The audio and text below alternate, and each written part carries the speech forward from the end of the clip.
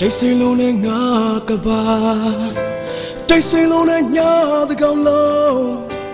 ဆုံးရှုံးခဲ့ပြီးဘဝတစ်ခုလုံးလူတွေတင်းပြောတယ်ငါဘဝကရှုံးလင်းပြီးသားပါပဲမထူးဆန်းမှုဒီလိုရှုံးနေရင်လည်းပဲဘဝကိုရှစ်ဆုံးလို့တော့မဖြစ်ဘူးကဲတင်ရှင်တို့မျောလင်းခဲ့ဘဝမှာအချင်းလေးပဲအိမ်မလုံးခဏဆိုပြောင်းကွယ်သွားမှာပါဒီနေ့ပေးနာမြဲသူရှိတယ်တင်းကိုပဲကြိုင်ပေးမှာပါ